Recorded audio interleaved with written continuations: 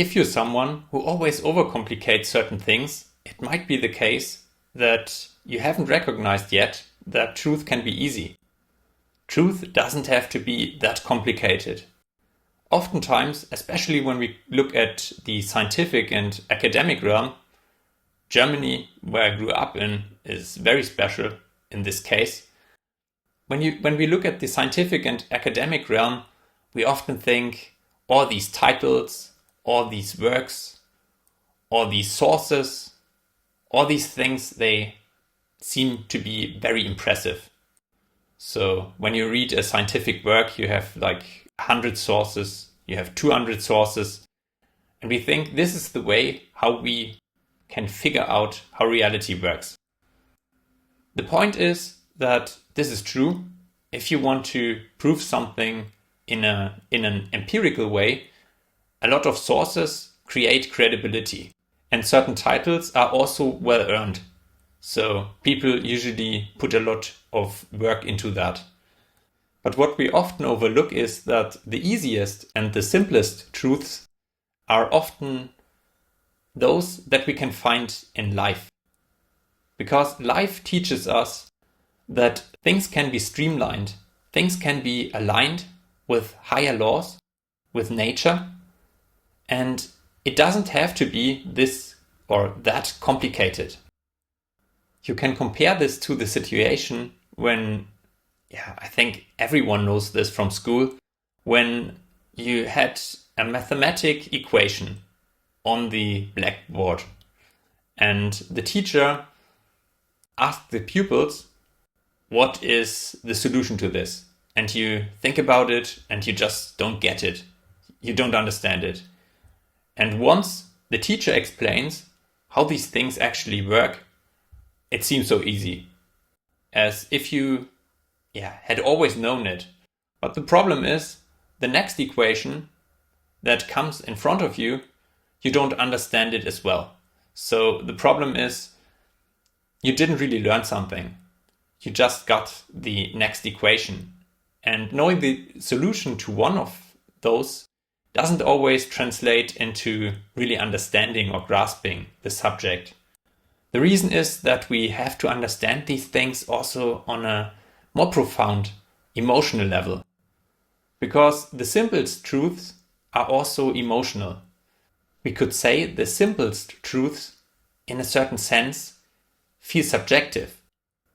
Because the emotional is our subjective world. Many people think that what is subjective is something that is flawed and bad, because it is not aligned with objective reality.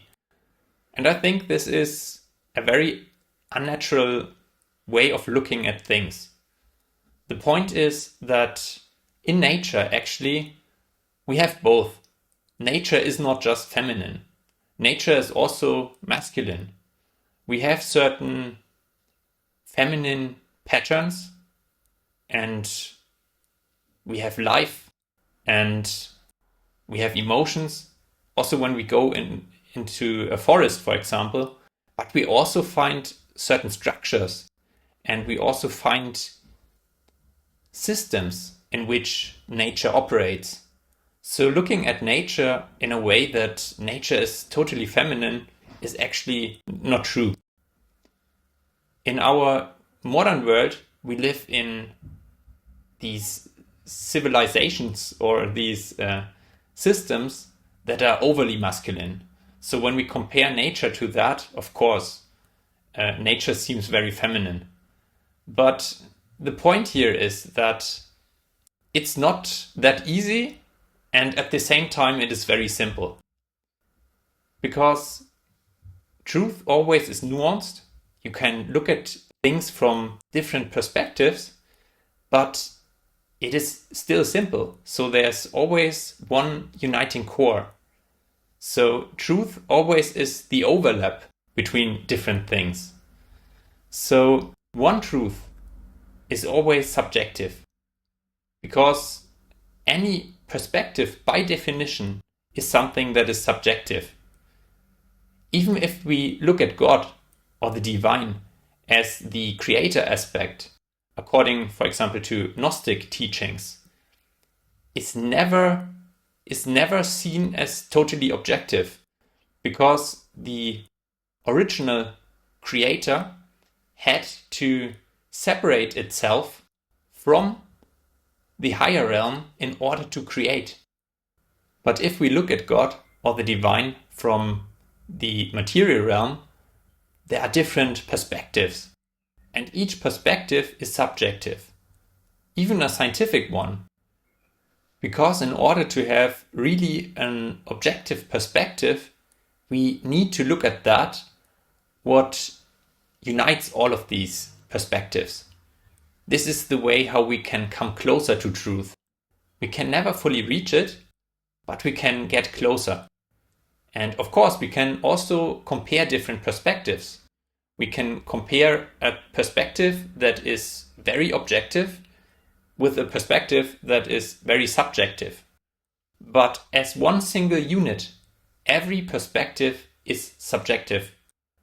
And this is really important to understand. And there are also different approaches when it comes to balance. Some people think that balance requires us to always, in every sentence, mention all the facets and aspects of something. So every perspective needs to be very balanced. And I think this isn't right, because not every perspective needs to be balanced. We can also balance a very subjective perspective with a very or overly objective or rational one. And then we can merge those and find the common denominator. And also when it comes to any kind of discourse, sometimes the best way in order to spark curiosity is, for example, to overly generalize and to overly move or lead with a very subjective perspective.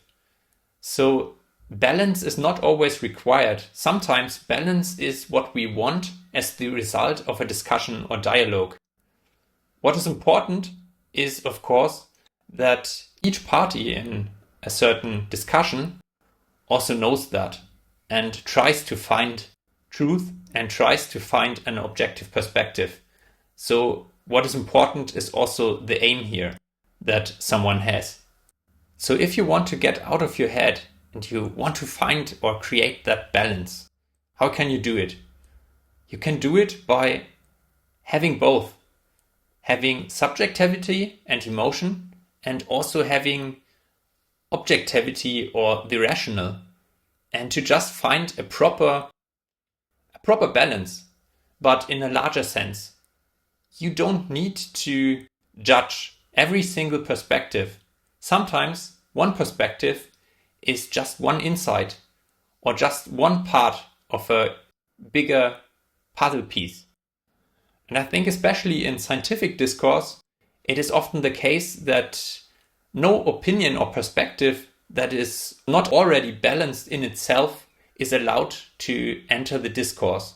And I think that's a problem, because not every human being has the maturity or the experience or whatever it takes in order to have a very nuanced opinion, or an opinion that is very suited for such a discourse. And sometimes, for example, if we don't really know certain things about a specific topic, we have to enter a new exploration with a thesis.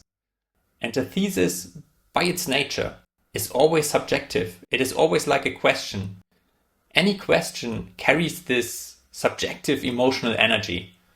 So if you really want to get out of your head, realize that there are many perspectives. There is not just one. And if you want to find balance, you have to just allow more perspectives that aren't yours. You don't always have to be right. You can also just allowing someone else to speak their point.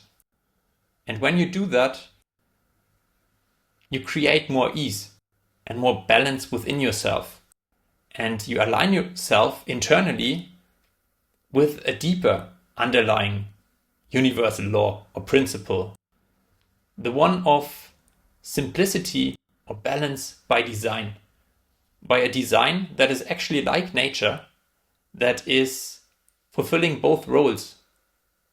The feminine role of emotion and life, and the masculine role of the systems and structures that are necessary to contain that emotional or subjective or feminine essence.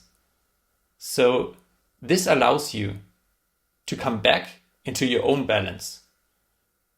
And you come back out of your head.